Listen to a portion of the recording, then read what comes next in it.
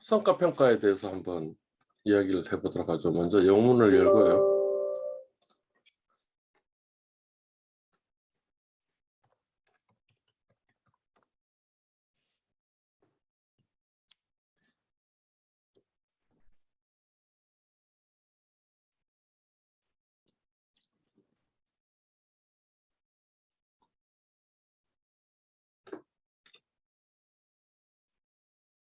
어,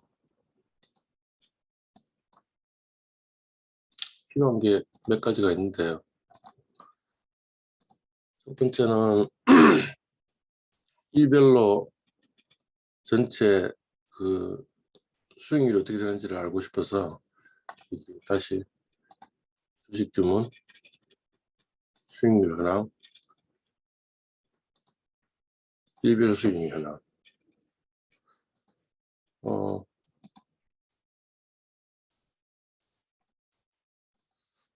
제가 언제부터 했는지 모르겠는데 한번 조회해 볼게요. 비밀번호를 적어야 되고요. 조회. 4월 10일 현재부터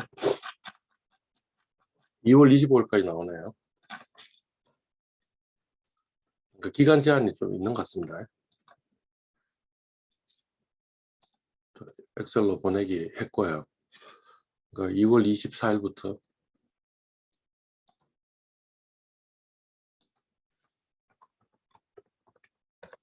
2월 24일.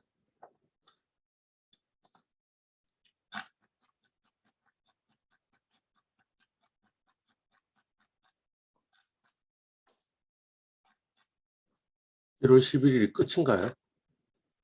아마 짐작컨대 제가 1월 11일부터 시작을 했지 싶네요.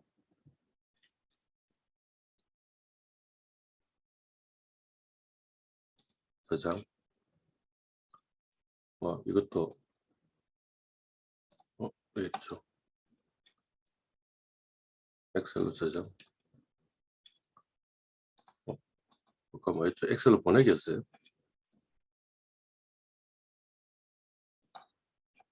맞네. 엑셀로 보내기 했고요. 1월 10일 혹시 있을까 싶어서 1월 10일 또 한번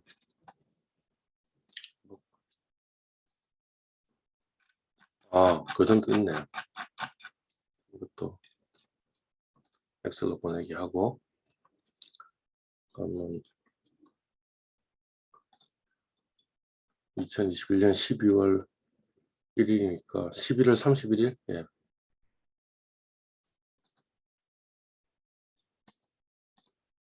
11월 30일부터.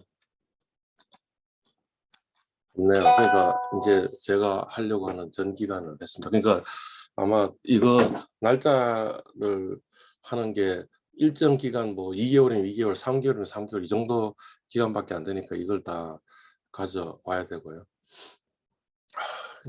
그러면 이제 한번 데이터 한번 볼까요?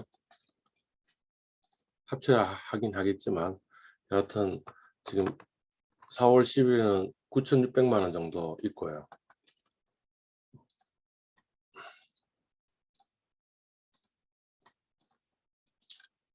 처음 시작할 때는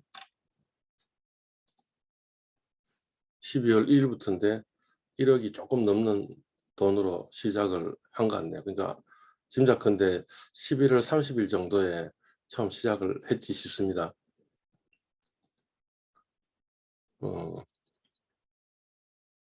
그렇고 이제 이 성과를 만약 보려면 그 비교하는 벤치마크가 필요한데, 벤치마크가 저는 코덱스 200하고 타이거 나스닥 100하고 이 두 가지를 한번 비교를 해보도록 하겠습니다.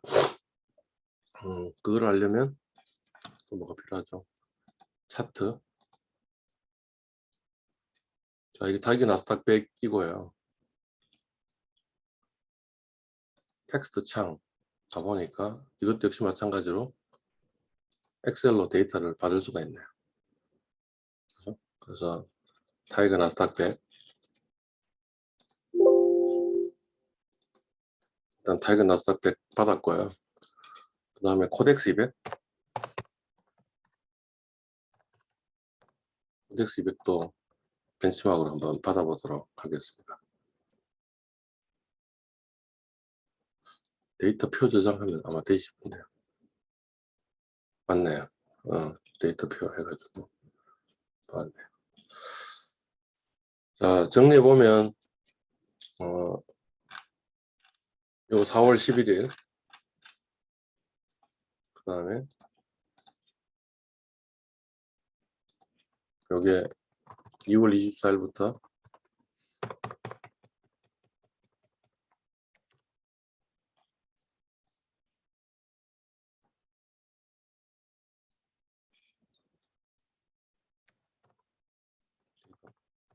받았고요. 그 다음에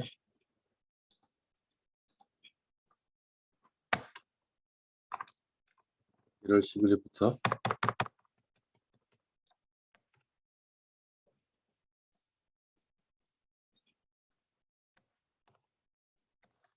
이게 보니까 일자 그 다음에 매도금 입고 출고 손익 수익률 물적 손익 4개 있는데 불필요한 게 예탁자산 손익하고 그 다음에 유가증권 평가금 요것만 있으면 될 것 같으니까 나머지는 별 필요 없는 것 같고요.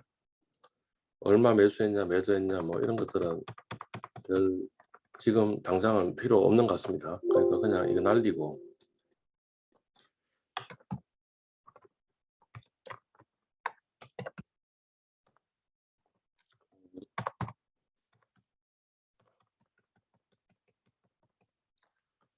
Alt DS 하면 이제 데이터를 솔트할 수 있는데 일자로 솔트하면 될 것 같네요. 이제 12월 1일부터 4월 10일까지 저의 예탁자산은 아마 짐작컨대 첫날은 2021년 11월 31일이었을 거예요. 그때 아마 예탁자산은 1억이었겠죠. 1억이었을 것 같고요.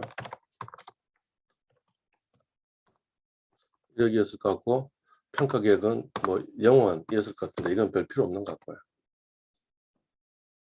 그죠? 이제 요거를 지금 구했고요. 그다음에 이제 저의 벤치마크는 어디 있었죠? 벤치마크는 코세프 200을 갖고 왔네요. 코세프 말고 코덱스 200을 갖고 봅시다. 코덱스 200 맞죠? 데이터 표 저장이었던 것 같아요.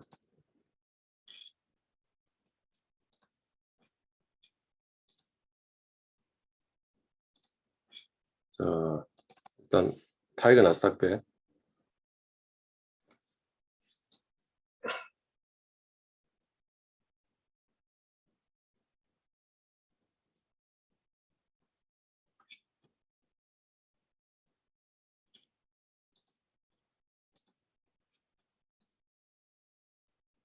자, 종가는 필요 없고 저 시가 고가 저가는 필요 없고요.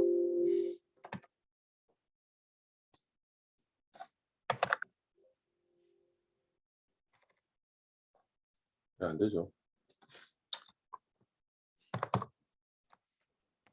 이렇게 해서 이거 가져오죠. 됐네요. 가져왔고요.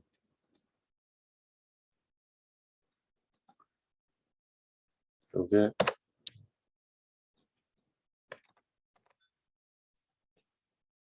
이게 날짜가 아닌 것 같네요.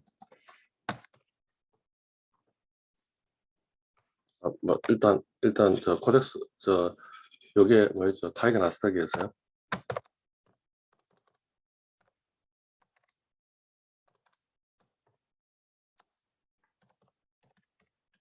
백이었고요 그다음에 코덱스 200.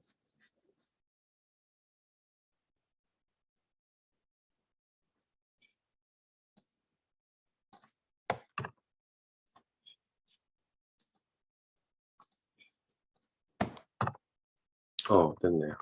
자, 이건 필요 없고요. 시가고가 저가는 필요 없고, 그다음에 날짜도 필요 없고, 시가고가 저가도 필요 없고, 요거는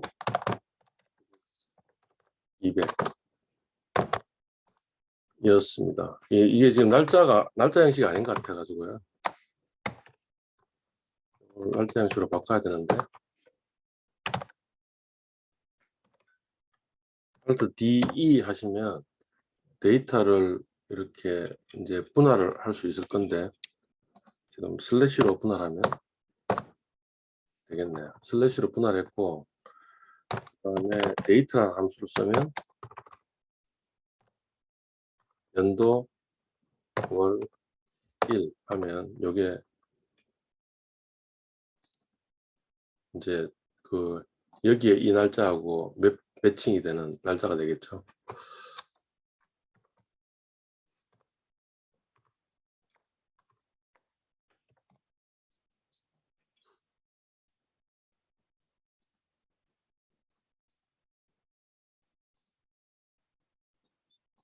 이거는 그죠. 맨 마지막 거. 그래서 오름차수.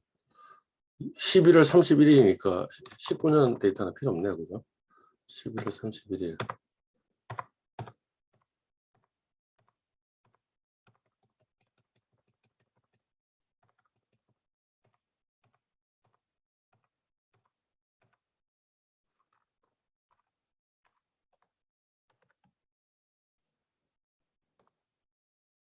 오케이. 그러니까 10월 31일은 아마 쉬는 날이었고요. 11월 31일이 답인 것 같고. 맞네요. 이제 데이터가 서로 딱 그 날짜가 맞아 들어간 것 같죠. 그죠? 예.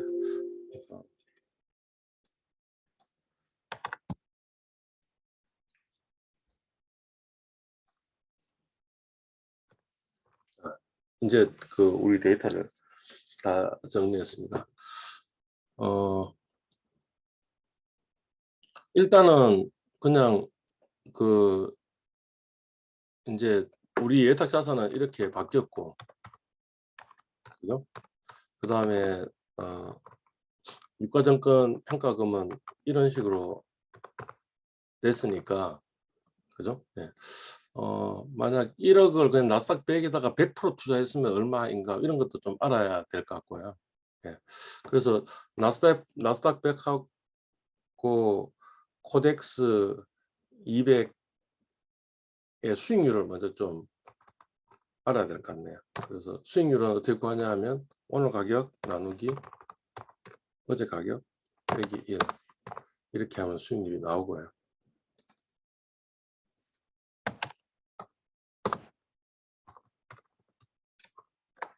나스닥 100과 코덱스 200의 수익률이고요. 그냥 1억을 나스닥 100에다가 풀로 투자했더라라고 한다면 처음에는 1억이고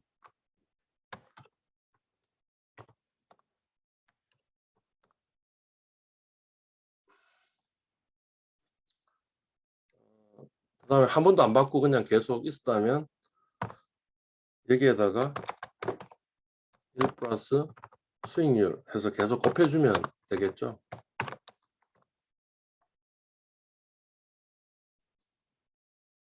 됐습니다. 그러면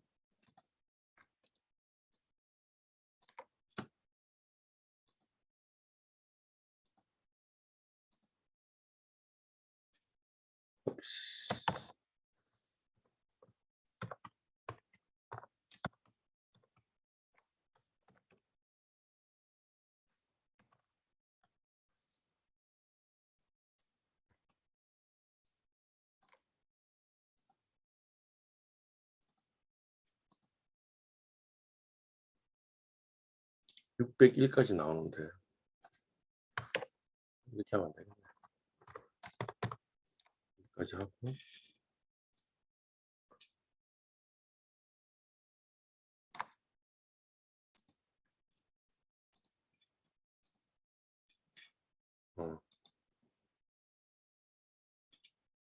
데이터 선택해 가지고 X쪽에다 날짜를 찍어주고요.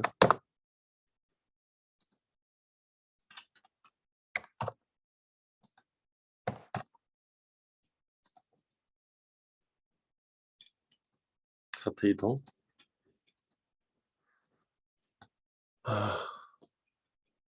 뭐 가장 밑이 8천만 원이니까 8천만 원으로 한번 끊어 보겠습니다.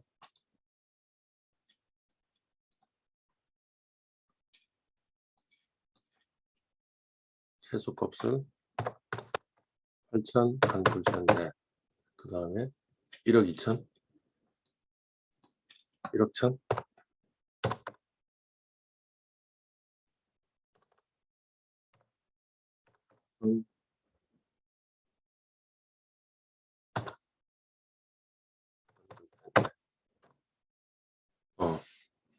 됐네요. 그러면 이제 8천만 원에서 1억 1천만 원이고 날짜이고 이렇게 됐네.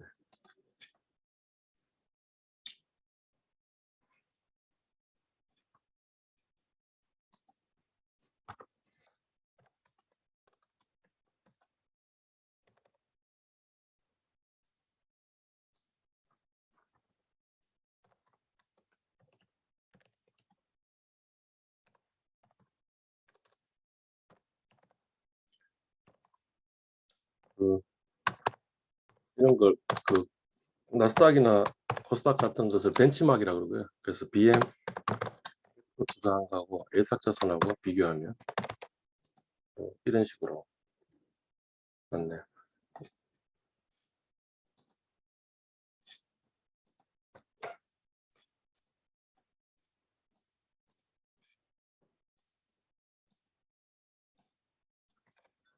보시면 우리 예탁자산은 1억에서 이렇게 올라갔다가 1억 500만 원까지 쫙 올라갔다가 저 같은 경우에 이렇게 해서 떨어졌다라는 거고요.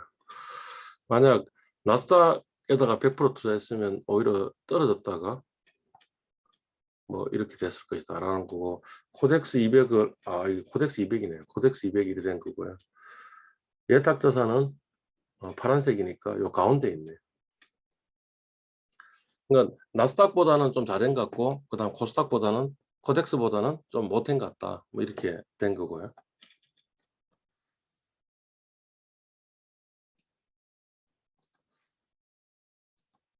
이제는 그 숫자로도 한번 저 수익률로도 한번 볼 수 있는데, 일별 수익률로도 한번 볼 수 있는데, 그래서 우리 예탁자산의 일별 수익률 한번 계산해 봅시다.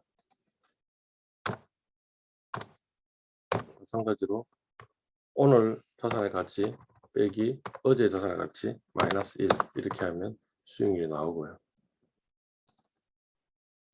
자, 이게 예탁자산이죠, 그죠?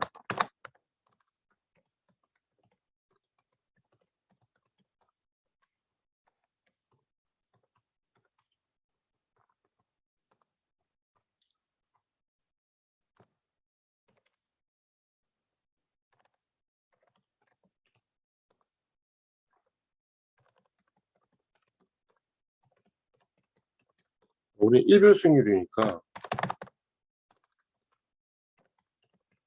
그냥 평균을 이렇게 구하면 일별 수익률의 평균이고요. 네, 여기다가 250을 하면 연 환산 수익률이 나오겠죠. 이 기간 중에 저는 한 마이너스 7%이고 마이너스 6.9%이고 나스닥에 투자했으면 마이너스 23.7%이고 그다음 코덱스 200에 투자했으면 마이너스 8.2%니까 뭐 코덱스나 나스닥보다 좀 잘했다 이렇게 이야기할 수도 있겠네요. 그죠? 네. 연변동성은 어떻게 구하면 되냐 하면 표준 편차라는 함수가 stdv이고요. 여기다가 곱하기 이 같은 경우에는 루트 sqrt라는 함수가 루트인데요. 루트 250이라고 하면 나옵니다.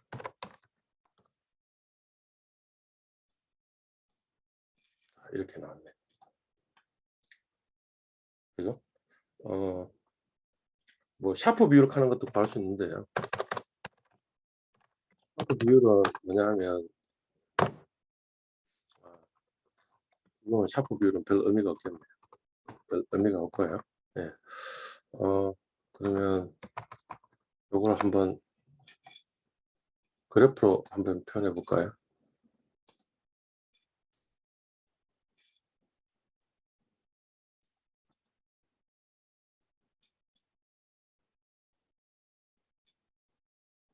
데이터 랩을 추가해서 이게 지금 어떻게 되는 건지 한번 봅시다. 마이너스 8.2%는 연수익률 마이너스 8.2%는 누구예요? 코덱스 200이네.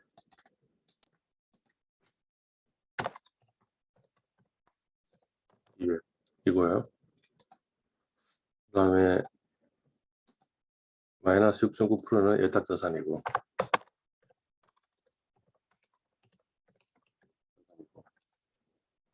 마이너스 23.7%는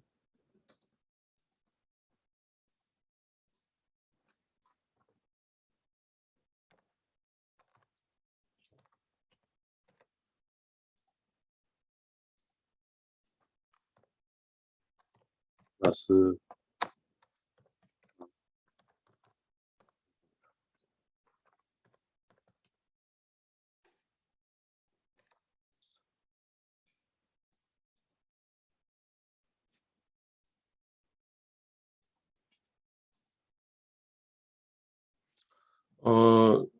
그 이제 X축이 표준 편차니까 연변동성이니까 변동성 크면 클수록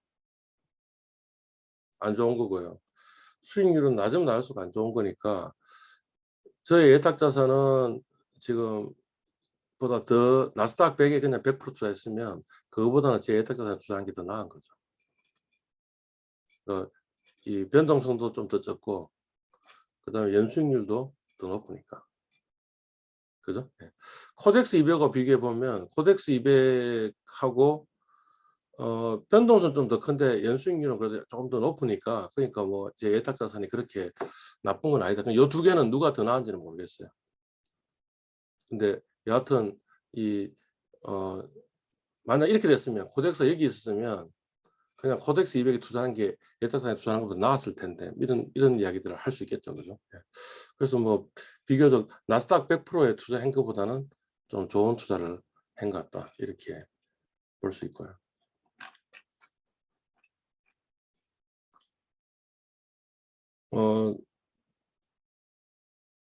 뭐 이런 것도 할 수 있는데 예탁자산을 산전도로 그리는데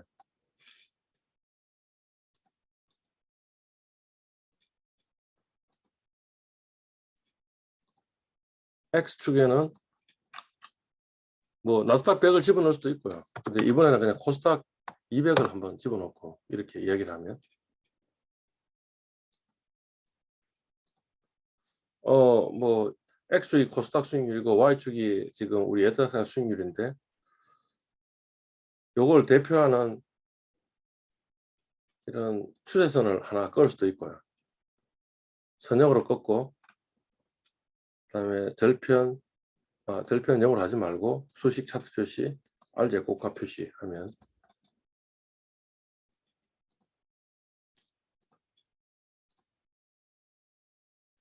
자, 이렇게 나왔는데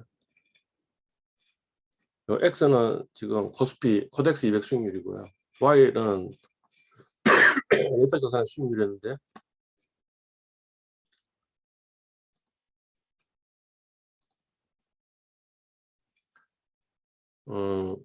뭐 이런 이야기죠. 뭐냐면 그 코스피가 1% 올라갔을 때 나의 예탁자산은 한 0.77% 정도 올라가는, 그러니까 1대1의 관계는 아니고 그렇지만 대략 비슷한 관계를 가지고 있고, 그다음에 평균을 그러니까 이제 X가 0일 때 코스피가 코덱스 200이 0일 때 이 절편이 얼마냐 하니까 마이너스 0점이니까 그냥 어떤 경우에는 여기 플러스가 나올 수도 있거든요. 굉장히 큰 값으로. 그러면 이제 코스피 코덱스 200에 투자하는 것보다는 평균적으로는 좀 더 나은 걸 얻었다라는 게 될 거고. 그죠? 예. 이거는 뭐 1에 가까울 수도 있고 1보다 클 수도 있고 1에 크면 좀 더 민감한 거고 1보다 작으면 좀 덜 민감한 거고 이런 식으로 얘기할 수 있고, 요 R 제곱은 뭐냐면 요 X 수익률이 코덱스 200 수익률이 우리의 이 예탁자산 수익률을 한 몇 프로 정도 설명하냐 하면 한 48% 정도 설명한다. 그러니까 코덱스 이베어가 비슷한 투자를 했다라는 것을 이야기하는 거죠. 마찬가지 그림을 X축에다가 나스닥 100을 두고 Y축에다가 예탁자산을 두고 또 마찬가지 그림을 그릴 수 있겠죠. 그 마찬가지 그림을 그리면 또 그런 것으로 이야기를 할 수도 있습니다. 그리고 이런 회기식은 뭐 이런 식으로 그 이런 함수를 써도 됩니다. 절편 배수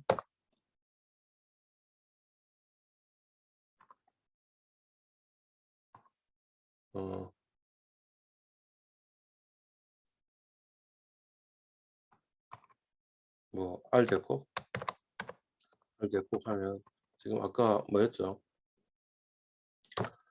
x를 intercept라는 함수인데요. 우리 x를 뭐로 쓰는 거였습니까? y를 요걸 쓰는 거였고요. x를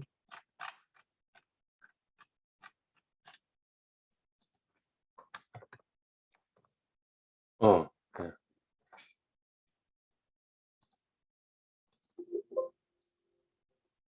뭐 이런 게 나온 거죠. 네. 그 다음에 아까 그 숫자와 똑같은 숫자일 겁니다.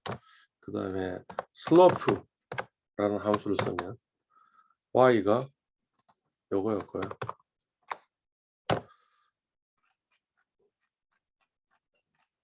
x가 코덱스였죠.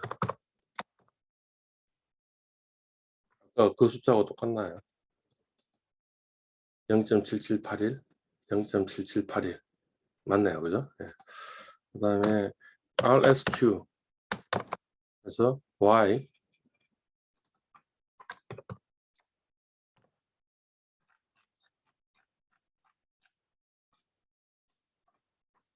X 48.40, 48.40. 맞네요. 비슷한 숫자가 나왔네요, 그죠? 예. 요즘 이 소수점 몇 자리에서 끊느냐 하는 것 때문에 지금 차이가 난 거고 비슷한 숫자가 나온 것 같습니다. 그죠? 요게 Y니까 Y의 위치는 안 바꾸고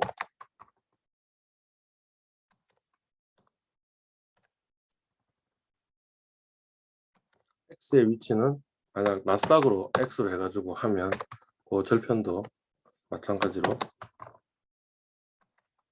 볼 수 있겠죠.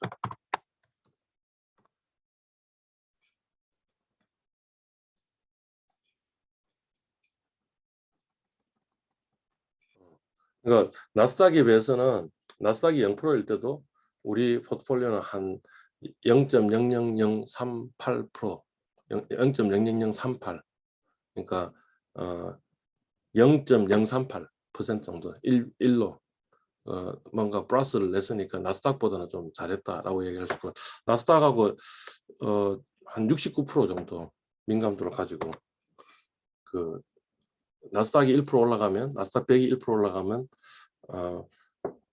0.6929% 정도 올라간다라는 거고 나스닥하고 거의 비슷한 거죠. 지금 나스닥 수익률이 거의 이 포트폴리오 97%인데 그 이유는 뭐냐면 저는 나스닥에 굉장히 많은 투자를 나스닥 100에 많은 투자를 하고 있으니까 아마 이런 일이 벌어졌을 것이다 라는 것을 알 수가 있네요. 그죠? 방금 했던 거를 또 다르게 하는 방법 중에 하나가 뭐냐면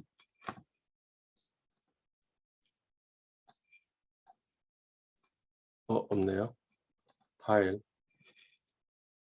옵션, 그다음에 추가 기능, 엑셀 추가 기능을 가보면 BBA 분석 도구 요걸 해놓으면 나와야 되는데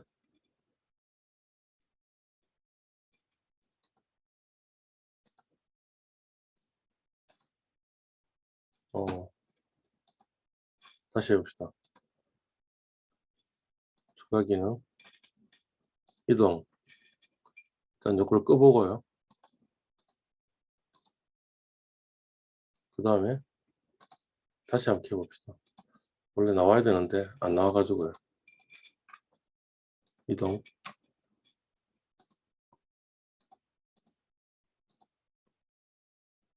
오케이, 데이터 분석 나왔네. 데이터 분석 들어가셔가지고 지금 했던 걸 지금 지금 이런 식으로 직선을 쭉 걸 수도 있고요. 지금 아까 이 산점도를 그리고 그다음 추세선 추가를 해서 이렇게 하는 방법도 있고, 금방 이런 식으로 그 함수를 이용해서 인터셉트하고 슬로프, 그다음에 RSQ라는 함수를 이용해서 계산할 수도 있고요. 이런 걸 회귀 분석이라 그러는데, 또 다른 방법 중에 하나가 이 데이터 분석을 위해서 회귀 분석을 할 수 있습니다. 회귀 분석 한번 가볼까요? 회귀 분석. 이렇게 장황하게 설명하는 이유는 회귀 분석이 뭐 어떤 건지를 아는 것도 중요하기 때문에. 회귀 분석이 뭐냐? X하고 Y하고 점 찍어놓고 산도 그려놓고 그 산도를 대표하는 직선 끝이였는데, 예. 아까 코덱스 Y가 뭐였죠? 예탁자산이고, 그 다음에 X가 코덱스인 거 한번 나왔네. 우리 RSQ가 48.0.4840 그죠? 예. 그러니까 이 코덱스 200의 변동이 우리 예탁자산의 변동, 수익률의 변동에 한 48.41% 정도로 설명한다, 이런 거였고요. 나머지는 그냥 하셔도 될 것 같고, 이 숫자가 아까 그 숫자가 똑같은 것 같아요. 그죠? 예. 그 다음에 뭐 T 통계량 같은 것도 나오고 이렇게 하고 있습니다. 이렇게 구할 수도 있고요. 그러니까 사실은 뭐 구할 수 있는 방법이 여러 가지 있는데 그냥 똑같은 걸 이야기 드렸고, 오히려 이제 회귀 분석 이럴 때 많이 사용하는 거죠. Y는 똑같이 우리 자산의 수익률이고,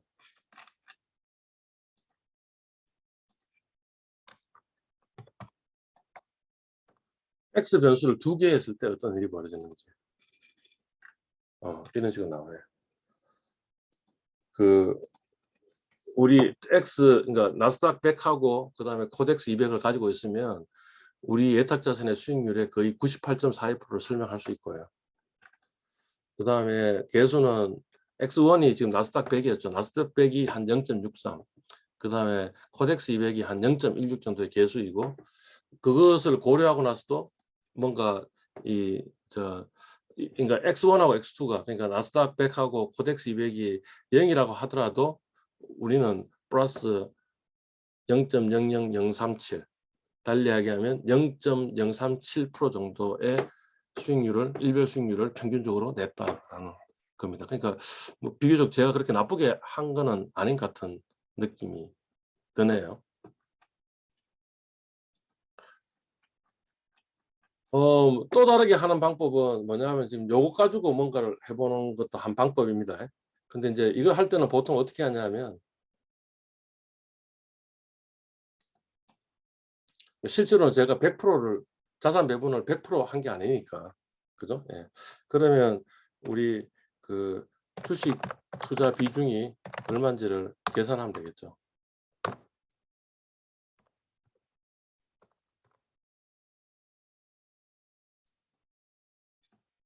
주식 투자 비중이 이 정도이고요.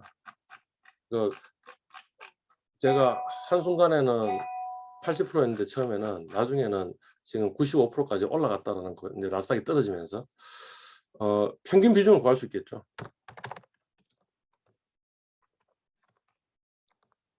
평균 비중을 0.85%는 85%. 그러니까 그러면 이런 걸 해볼 수 있겠죠. 그 85%는 나스닥 100에 투자하고, 그 다음에 그 15%는 평균은 80, 그냥 그 평균적인 자산 배분은 주식의 85%니까 나스닥 100에 85% 투자하고, 그 다음에 나머지는 그냥 현금으로 가지고 있는 거, 이런 것도 한번 해볼 수 있겠죠. 그죠? 그건 어떻게 계산하면 될까요? 지금 이게 수익률이 이러니까 그러니까 어떻게 하면 되겠어요? 여기는 1000이고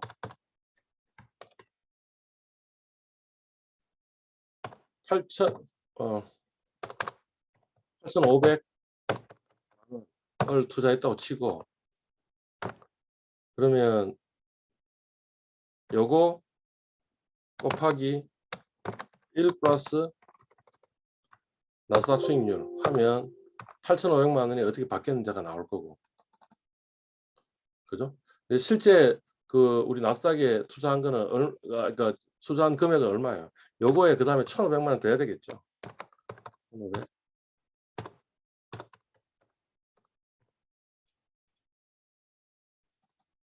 어쩌면 이거하고 우리 그 나스닥에 8,500만 원 처음에 투자해 가지고 그냥 나스닥을 그냥 계속 가져가고 나머지 1,500만 원 그냥 현금으로 가져갔을 때 하고 우리의 예탁 자산을 비교하는 게 더 의미가 있을 수도 있겠죠. 자, 이거 먼저 아시겠죠? 이거는 나스닥에 0.85 투자했을 때. 코덱스도 역시 마찬가지로 그렇게 계산할 수 있겠죠. 그래서 역시 마찬가지 또 분석을 할 수도 있는 것 같습니다.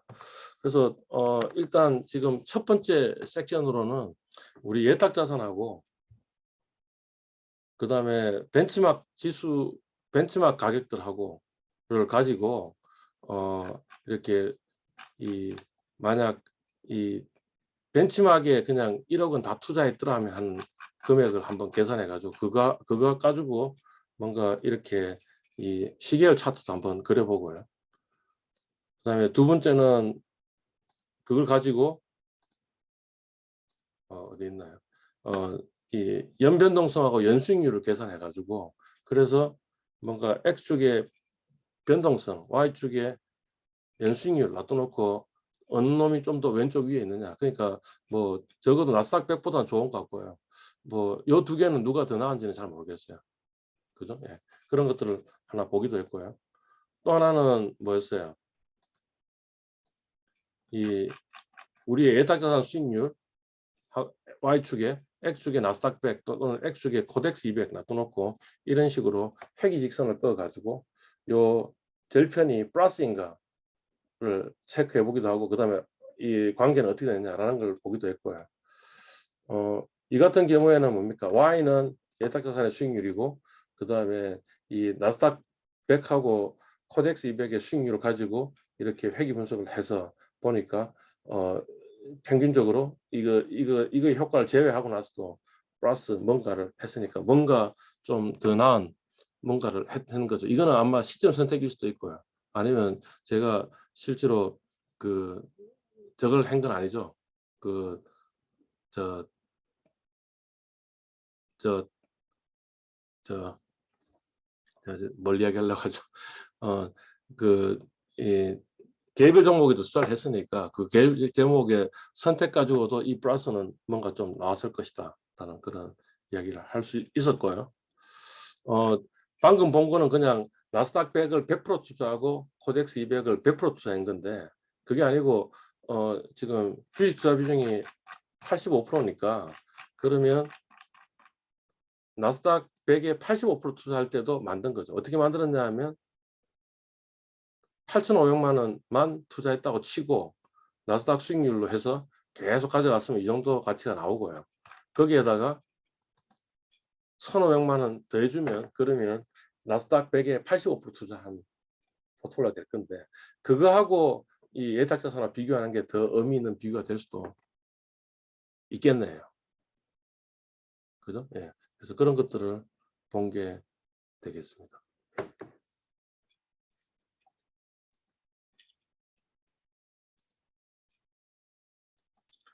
이번에는 종목별 분석 어떻게 할 건지 종목별로 뭐 이익을 받는지 손해를 받는지 이런 걸 좀 알고 싶습니다.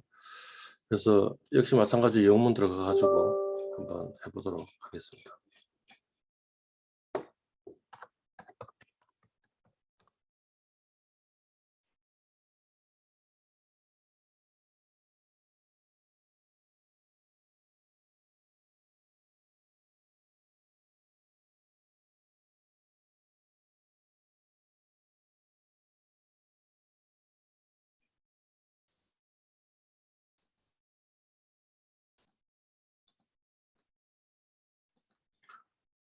주문에 가보면 거래 내역하는 게 있고요.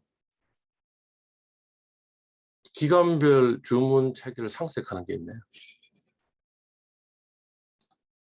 그래서 비밀번호 치고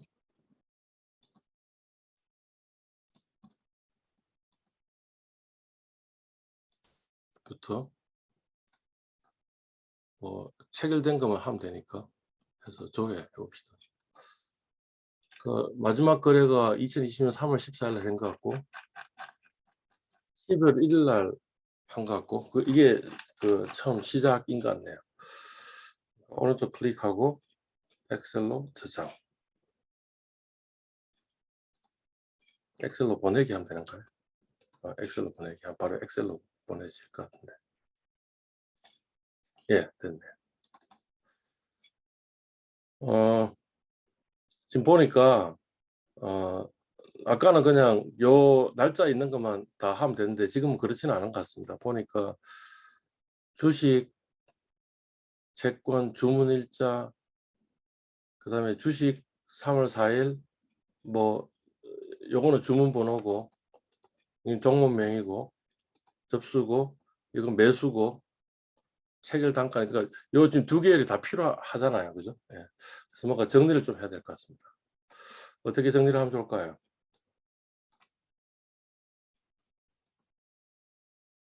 이게 지금 보니까 첫 번째 거고 두 번째 거고 다시 또 첫 번째 거고 두 번째 거 하니까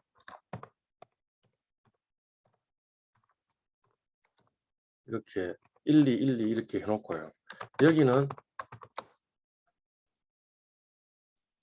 순서대로 이렇게 해놓으면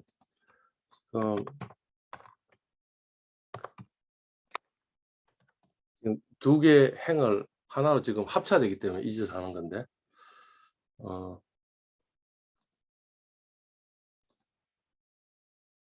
B를 순서로 하고 그 다음에 A를 순서로 하면 아마 요게 지금 첫 번째 레코드고 요 첫 번째 레코드에 해당되는 날짜가 이거고 이렇게 되겠죠, 그죠? 네. 그래서 결국에는 이걸 이렇게 카피하면 되겠네요. 위치가 별로 안 좋죠. 한 칸 더 오른쪽에서 카피하고 요 제목도 이렇게 될 것 같은데.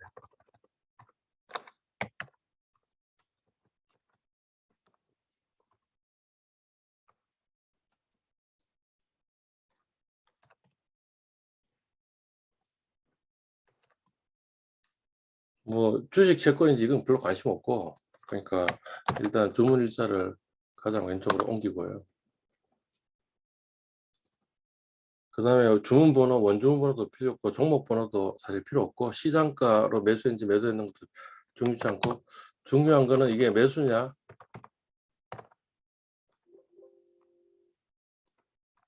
저는 매도를 안 했나요? 아, 매도 한 번 했구나. 매수냐 매도냐가 지금 중요할 거고 주문 수량이 필요하고 주문 단가도 필요 없고 종목은 필요하죠.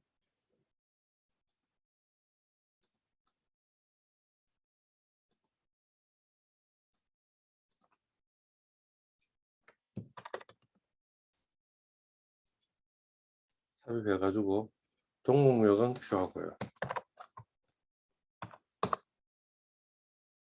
뭐 주문 수량도 필요 없고 주문 단가도 필요 없고 확인 수량도 필요 없고 그냥 체결 수량이 있으면 되죠. 체결 수량. 그 다음에 체결 평균 단가 필요할 거고요. 뭐 나머지는 또 필요 없는 것 같네. 이게 우리가 필요로 하는 어떤 데이터인 것 같습니다. 필요한 데이터인 것 같고요. 요거를 이제 두 가지 분석을 해야 되니까 해야 되거든요. 그래서 일단 하나 복사를 하도록 하죠. 그래서 요 복사한 거에다가 뭔가 작업을 했으면 좋겠는데 우리는 아마 종목별로 뭔가 이게 돈을 벌었는지 잃었는지를 알아야 되니까 첫 번째는 종목명이고 두 번째는 현금 매수냐 매도냐도 중요하니까 요것도 해가지고 이렇게 정리를 하면 이렇네요. GS나 LS나 포스코 같은 경우에는 그냥 한번 매수하고 끝나버렸던 것 같고요. 그 타이거는 보니까 매도도 하고 매수도 했던 것 같아요. 그죠? 아, 이거 솔트를 거꾸로 합시다. 매수 매도 이렇게 하는 게 낫겠죠. 주문 이용 코드를 내림차순 하는 게 낫겠네요. 내림차순 했고, 가령 뭐 지금 저는 보니까 나머지 종목들은 한 번만 매수하고 그 다음에는 그냥 그대로 있었네요. 있었으니까 나머지 종목은 뭐 이제 평가만 하면 될 거고요. 일단 타이거 미국 나스닥 욕 같은 경우에는 지금 매수도 있고 매도도 있으니까 뭔가 좀 다른 것을 해줘야 될 것 같습니다. 예.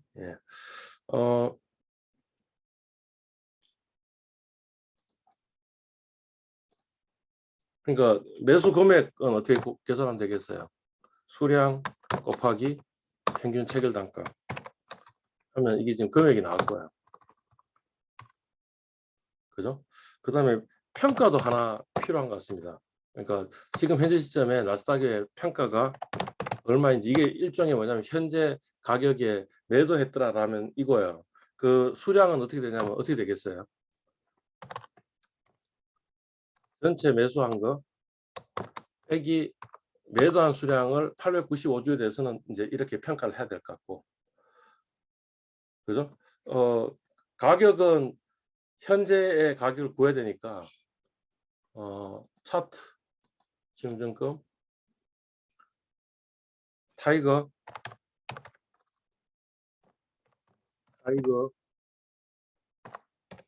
미국 나스닥 100 요거네요. 그죠? 가장 종가가 77290이에요. 77290. 77290. 이거예요. 그러니까 이 전체 금액은 이거일 거고요.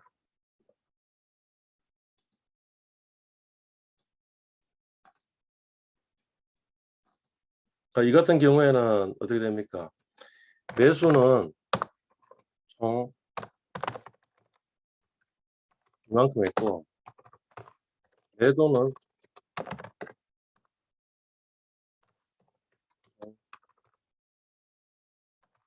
그 평가까지 합쳐가지고 매도 이만큼 한 거고, 그래서 수량 같아져야 될 거고, 그 다음에 이 매도 금액하고 매수 금액하고 구한 거고요.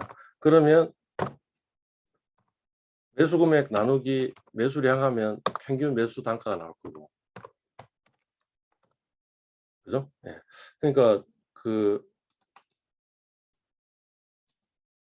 결국에는 뭡니까? 수익률은 매도 나누기 매수 빼기 1 하니까 마이너스 7.16% 손해를 봤고요. 평균 매수 금액, 매수 금액은 그냥 이걸로 하면 되겠네.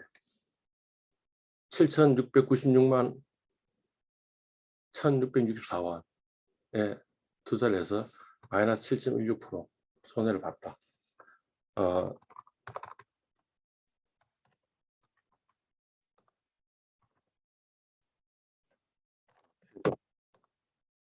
그죠. 그러니까 나머지들은 뭐 이제 노가다이긴 한데 지금 이제 그걸 하시면 될 것 같습니다. 어떻게 하시면 되겠어요? 여기 평가, 그래서 GS의 그 수량은 27주일 거고, 그죠? 요 평균 매수 대금 구할 거고, 참 손익도 계산할 수 있겠죠. 손익은 어떻게 계산하면 되겠어요? 매도 금액 빼기 매수 금액 마이너스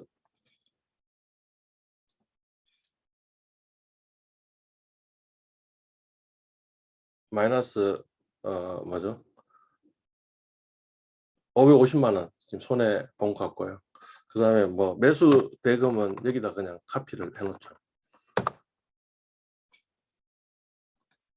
7,696만 원 정도 매수를 한 거네요. 그러니까 이것도 역시 마찬가지로 이렇게 해놓고, 그 다음에 요 평가는 GS 이렇게 해가지고 43600 43600. 그러니까 평균 매도 평가 대금이지만 평균 매도 대금은 이렇고, 그러니까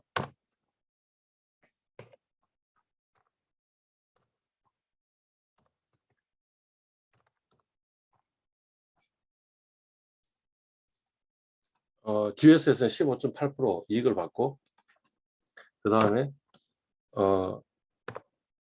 금액으로 이야기하면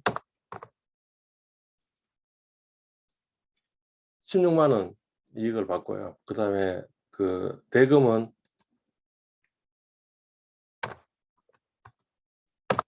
이렇게 될 거고, 그죠? 그 다음에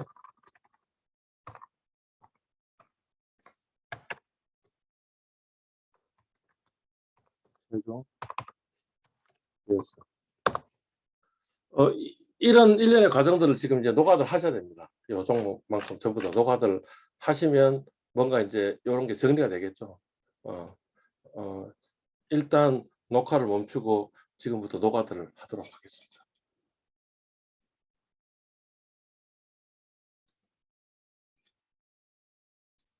한 종목만 남아가 다시 녹화를 재개했습니다. 예. 이 위에 있는 것을 카피해 가지고 밑에 해놓으니까 여기 이 종목명도 그냥 자동적으로 바뀌었는데, 그 이유는 뭐냐면 요 위에 두 칸을 참조하도록 만들 거예요. 그죠? 예. 그 다음에 요것도 요 위에 거를 참조하도록 만들었고, 그러니까 요 카피하면 자동적으로 매수 금액도 카피하도록 만들어 놨고요. 요 숫자만 바꾸면 되겠네. 현대홈쇼핑. 현대홈쇼핑 58600. 586. 자, 그래가지고 지금 이제 우리가 원하는 것들을 전부 다 만들었고요. 요거를 다시 이동 복사본을 하나 더 만들도록 하겠습니다. 복사본을 만든 이유는 뭐냐면 이제 여기에 수식이 적혀 있는데, 이 수식들을 전부 다 컨트롤 C, Alt 선택하여 붙여넣기 중에 값으로 바꿔서 수식을 다 바꿀 겁니다. 그 이유는 뭐냐면 우리한테 필요한 거는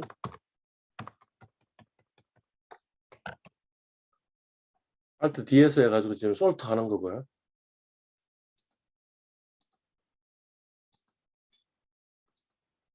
우리한테 필요한 거는 뭐냐 하면 최종만 필요한 거죠.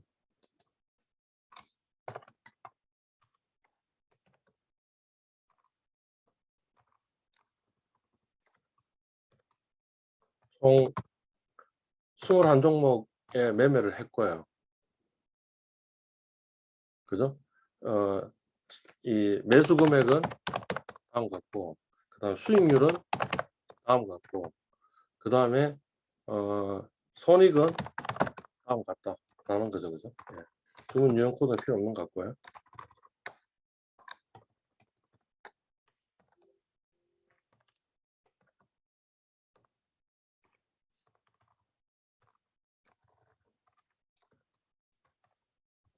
그러니까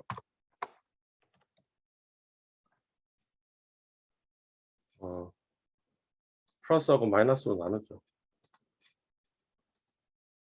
나누면 손해본 종목이 하나, 둘, 셋, 넷, 다섯, 여섯, 일곱.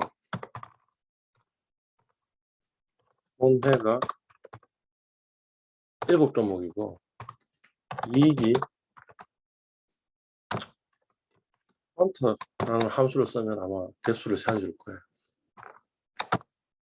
14종목. 그러니까 성률은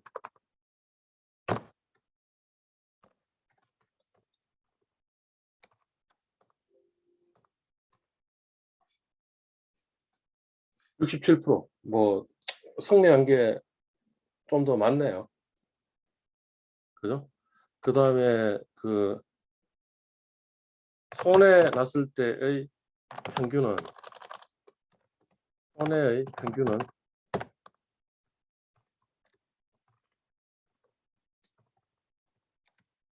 손해의 평균은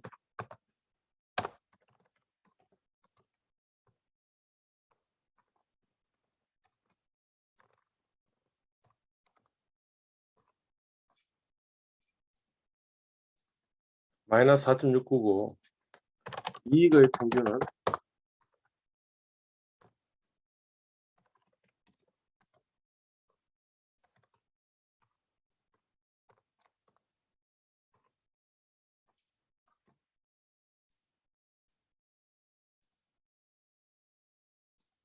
11.2%니까 만약 이 총 몇 종목이었죠? 전체 종목 수가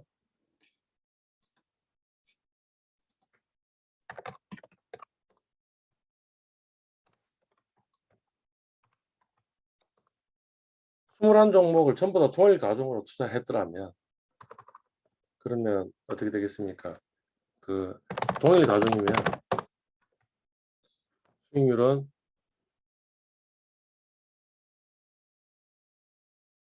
요거 곱하기 성률 더하기 손실 곱하기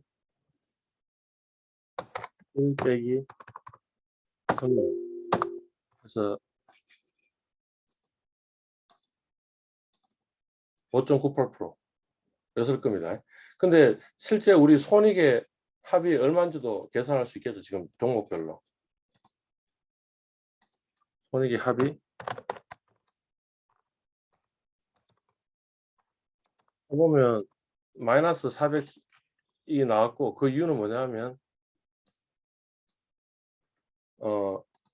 요 타이거 미국 나스닥에 이만큼 많이 투자했기 때문에 그런 거죠. 예. 그러니까 달리 이야기하면 동일 가중이 아니고 이 손해의 매수 금액은 맞아. 매수 금액은 이거이고 이익의 매수 금액은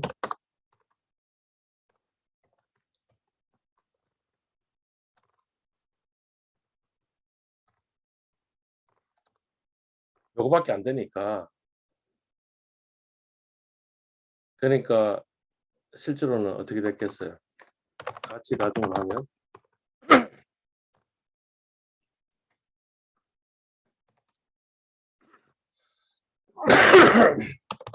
일단 매수 금액 합은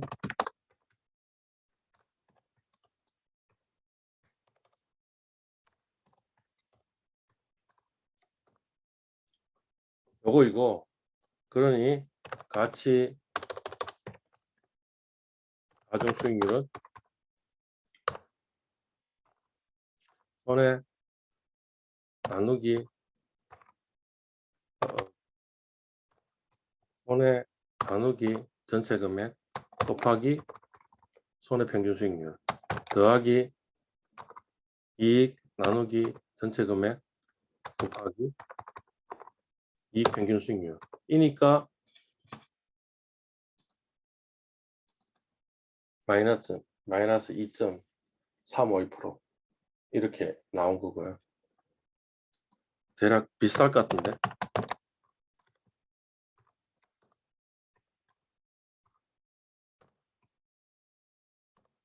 금액으로 계산해봐도 금액을 계산하면 마이너스 4.28% 이렇게 나오네요. 하여튼 마이너스 나온 이유가 결국에는 얘 손해 때문에 그런 것 같다라는 거죠. 그죠? 네. 그리고 이제 저 같은 경우에는 지금 요게 이제 이 패시브 포트폴리오고 이 나머지가 이니까 그럼 나머지의 퍼포먼스는 어떠냐라는 걸 생각해 보면 똑같은 분석을 할 수 있겠죠. 이런 비슷하게 20종목 해가지고 20종목 중에 하나, 둘, 셋, 넷, 다섯, 6개 종목이 손해를 본 거고요.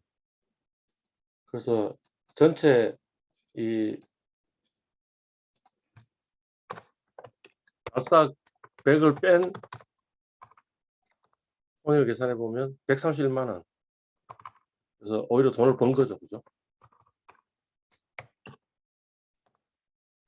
2천만 원 투자해서 131만 원 했고 그러니까 수익률은 6.599%입니다. 그러니까 이번 같은 경우에는 사실은 저의 개별 종목이 훨씬 더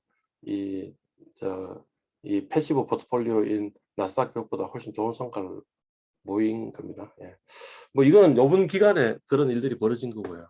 뭐 또 다른 기간에 다른 것들도 벌어질 수 있다. 이렇게 생각을 하시면 되겠습니다. 그래서 이번 시간에는 개별 종목의 이 체결 현황을 가지고 이 평가 가격을 해가지고 종목별로 손익하고 수익률을 다 계산을 했고요. 계산한 걸 가지고 종목 선택을 잘하는지 본 거죠, 그죠? 예. 뭐 이 패시브 포트폴리오를 포함해 가지고 뭔가 볼 수도 있고요. 아니면 패시브 포트폴리오를 제외하고 보고 그거와 패시브 포트폴리오 비교해 보니까 상대적으로 이 패시브 포트폴리오보다 내 개별 종목 액티브 포트폴리오에서 훨씬 더 좋은 성과를 냈구나. 적어도 이번 기간 중에는. 그러니까 제가 뭔가 종목 선택 능력이 좀 있을 수도 있겠다. 또는 제가 투자한 종목들이 주로 가치주이거든요. 가치주는 이 나스닥 100은 성장주, 미국 성장주 이렇게 얘기할 수 있는데 하락할 때는 성장주가 많이 하락하고 가치주는 좀 덜 하락하는 경향이 있었기 때문에 뭐 이런 일이 벌어졌다라고 생각할 수도 있는데 아마 여러분들 지금 포트폴리오 중에 이 개별 종목 투자 액티브 포트폴리오에서 뭔가 이익이 나는 경우가 별로 많지 않을 겁니다. 그러니까 상대적으로 좀 종목 셀렉션을 좀 잘하지 않았을까 뭐 이런 생각들을 해볼 수가 있는 거죠. 그래서 두 번째 성과평가 두 번째 강의를 마치도록 하겠습니다.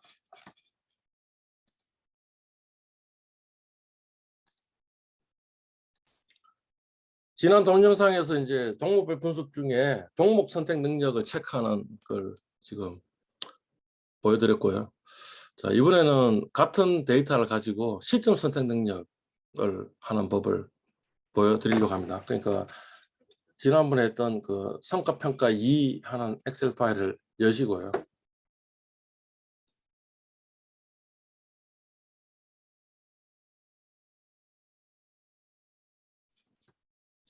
여기 이제 원 데이터였는데 마찬가지로 이동, 복사해서 이제 이걸 만들게 되겠습니다. 예. 그 솔트를 뭐로 할까요? 일단 종목으로 하고요. 그 다음에 주문 일자로 해보겠습니다. 자, 그러니까 뭐 이런 식으로 나왔네요. 이제 시점 선택을 하려면 요 체결 평균 단가에 비해서 일주일 가격, 일주일 후 가격이 필요하거든요. 그러니까 역시 마찬가지 노가다를 지금 해야 되겠습니다. 이를테면 타이거 나스닥 100 같으면 타이거 미국 나스닥 100 하면 이렇게 나왔고요. 여기 해서 텍스트 창을 열면 이런 식으로 종가가 나오네요. 그러니까 지금 우리 날짜가 12월 1일이니까 12월 1일에 일주일 후면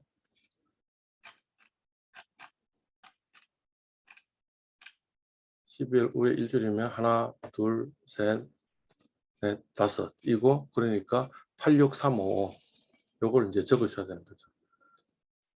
86355 1월 3일이면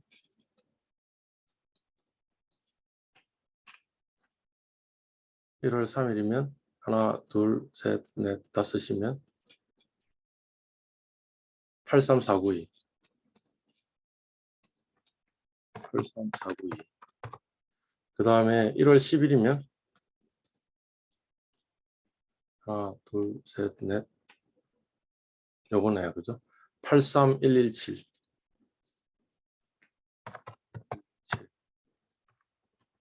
3월 8일이면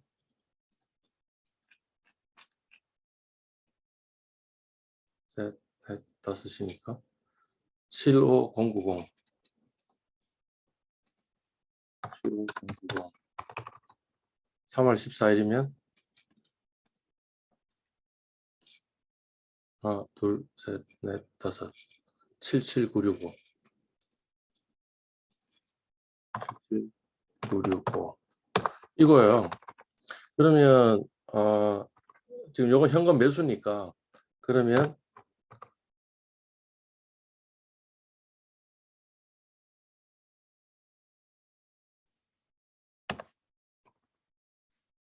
이렇게 계산하면 지금 매수해서 일주일에 매도했더라면 얼마의 수익이 났을까라는 걸 계산하게 되겠죠.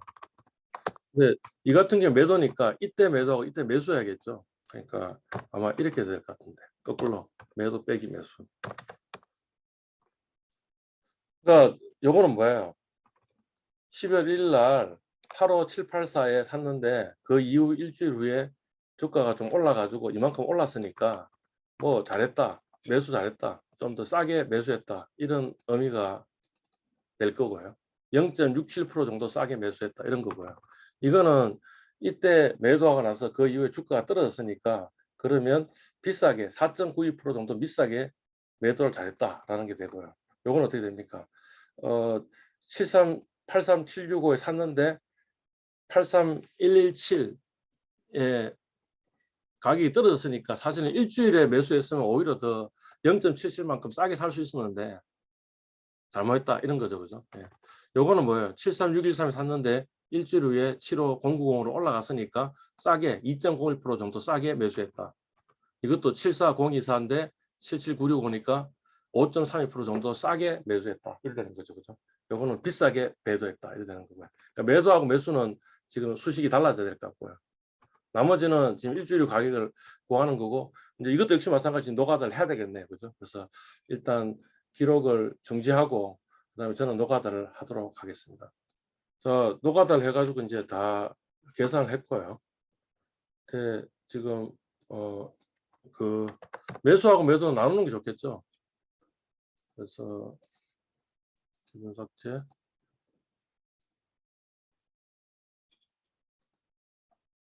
자, 매도는 한 건 있었고요. 그러니까 사실 분석을 못하죠. 매도를 잘했는지 못했는지 모르겠는데 뭐 한 번 했는데 좀 비싸게 매도한 것 같네요. 그죠? 예. 여기서 이제 이거는 이제 전부 다 매수한 건데 매수한 게 그 중에 맨 마지막 열을 놔둬놓고 이렇게 하면 손해가 2번 있고 이익이 이만큼 있는 거죠. 그러니까 거래 횟수는 카운트 이렇게 될 거고요. 24번이고요. 승리가 이익이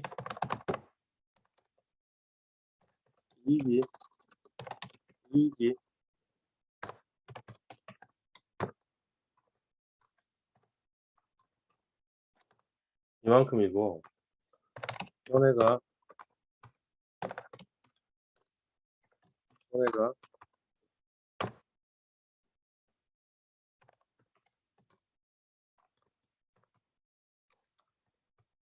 2번이고요.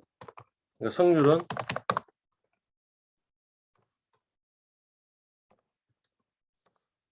제가 매수를 참 잘했네요.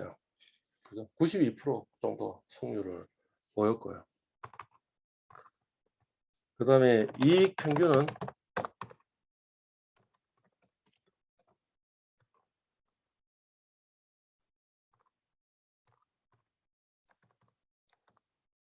5.43%고 손해 평균은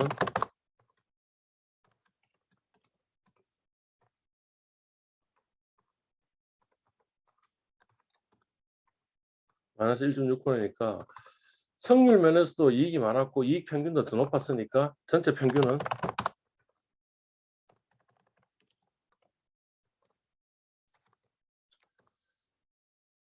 이렇게 나왔네요. 그러니까 저는 시즌 선택 능력이 또 있다라고 지금 적어도 이 지난 몇 개월 동안의 성과를 가지고 보면 그렇게 볼 수도 있는데요. 지금 보시면 여기 날짜를 보시면 뭐 상당수가 언제인지 아시겠습니까? 상당수가 12월 1일 날 처음에 이 모의투자를 시작하는 날 했는데 그날이 해필이면 가격이 굉장히 급락하는 날 아마 모의투자를 시작을 한 것 같아요.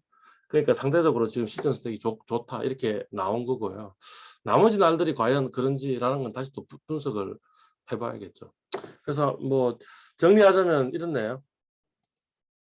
그 성과평가 1에서는 자산 배분 능력이 있느냐 라는 걸 두 가지로 비교할 수 있는데, 한 가지는 뭐냐면 우리 예탁자산의 추이가 그냥 나스닥 100에 100% 투자했을 때 아니면 코덱스 200에 100% 투자했을 때보다 괜찮은가 라는 걸 비교를 하는 게 한 방법이고요. 또 다른 방법은 지금 주식 투자 비중이 평균적으로는 85%였으니까 8,500만 원은 나스닥 100에 투자하고, 그 다음에 나머지 1,500만 원은 그냥 현금으로 두고 있을 때에 요걸 구할 수 있으니까 이거 하고, 마찬가지 코스닥도 코스닥에 85% 했을 때 하고 요 예탁자산하고 비교해 가지고 제가 이제 보면 되겠죠. 보면 제가 자산 배분을 잘했는가 이런 것들을 이제 비교를 할 수 있을 것 같아요. 그리고 이 적어도 이제 100% 투자했다는 거하고 비교를 해보면 뭐 나스닥보다는 평균도 높고요. 물론 손해를 보긴 했지만 평균도 높고요. 그 다음에 변동성도 더 적으니까 뭐 잘했다라고 볼 수 있는 것 같고요. 코덱스 200하고는 서로 비교할 수 없을 것 같다. 코덱스 200은 수익률은 좀 낮은데 대신에 뭐예요? 변동성이 또 적으니까, 그러니까 이 두 개는 서로 비교할 수 없을 정도이니까 그냥 자산 배분이 그냥 그럭저럭 된 것 같다 이 정도 이제 평가를 할 수 있을 거예요.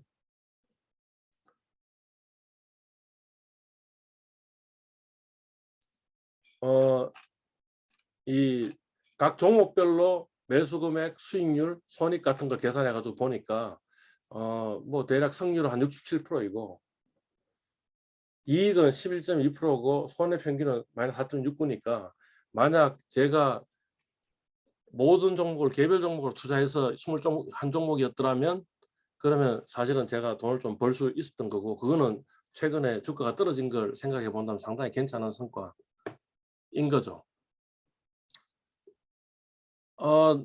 그런데 어떻게 했습니까? 사실은 이 많은 금액이 지금 타이거 미국 나스닥에 투자했고 타이거 미국 나스닥에서 굉장히 큰 손해를 봤기 때문에 전체적으로는 손해를 보았다. 그런 이야기를 했던 겁니다. 예. 그리고 마찬가지 데이터에다가 일주일의 가격 가지고 해보니까 뭐 매도 거래는 비싸게 잘 매도한 것 같고, 매수 거래는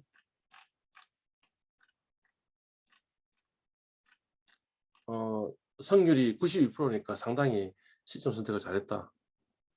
그 다음에 뭡니까, 훨씬 더 가격이 올라가기 전에 훨씬 싸게 5.43% 싸게 샀고요. 비싸게 샀다 하더라도 한 1.6% 정도 비싸게 샀으니까, 그러니까 평균적으로 상당히 잘 샀다 이렇게 이야기를 할 수 있는 거죠. 예. 근데 이제 어차피 이거는 뭐냐면 지난 한 몇 개월 동안의 결과이니까 그걸 가지고 잘했다 못했다를 그냥 속단하는 거는 이제 좀 더 우리가 오랜 세월 동안 하면서 서서히 바꿔가야 되는 거죠. 그러니까 이 결과를 가지고 나는 시점 선택 능력이 좋으니까 지금부터는 이제 원샷에 그냥 시점 선택을 하겠다. 나는 종목 선택 능력이 좋으니까, 그러니까 지금 현재 뭐 85%가 주식의 투자 비중이면 지난번에는 뭐냐면 한 2천만 원 정도는 이 개별 종목에, 그다음 나머지 한 6천만 원 정도는 다이거 나스닥에 투자했는데, 그래 하지 말고 그냥 다이거 나스닥 다 없애버리고 그냥 개별 종목 투자, 이런 건 별로 좋은 것 같지는 않습니다.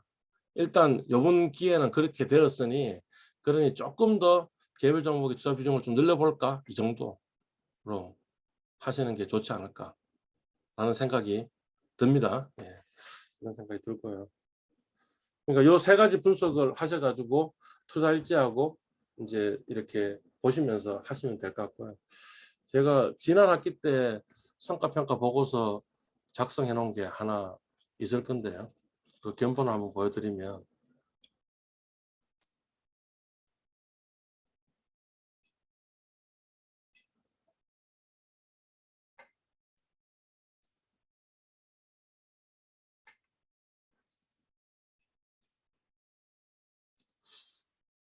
하하, 강의 자료 있을까요?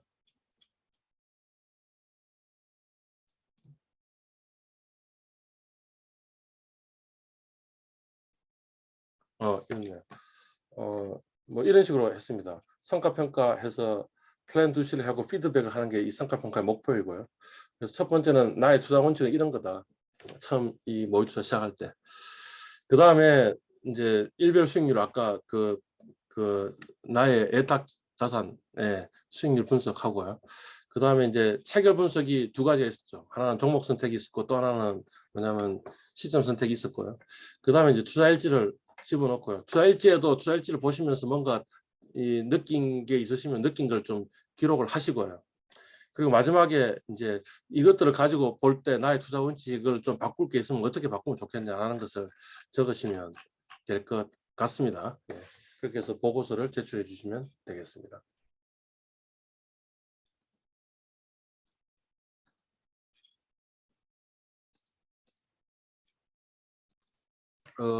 지난번에 보여드렸던 동영상 3개 가지고 설명이 충분한 것 같지 않아 가지고요.